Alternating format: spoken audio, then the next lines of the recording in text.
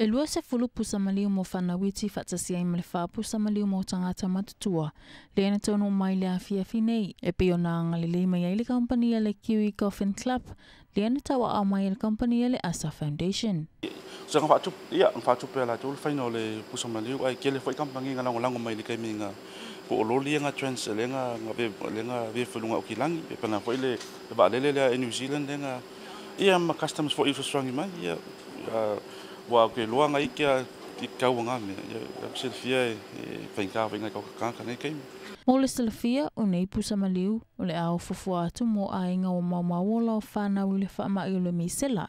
E pe ona ta uele sui o le kampani o le Asa Foundation. O se sao le anise o pa anga ma latou kampani I Rotorua I Niusila mo Samoa.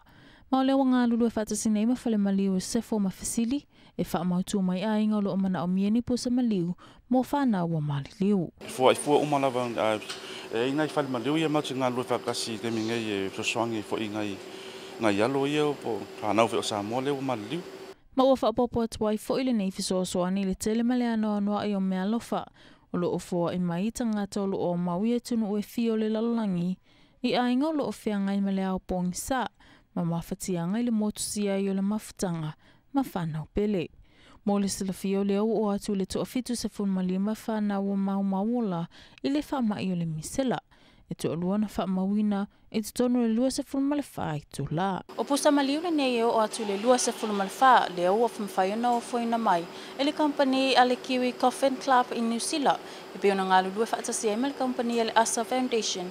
Le o le ao fofua atu mo a inga o maumau so I fua o latou whanau I le faamai o le misela. Alisala wano wha mauni mo talafou.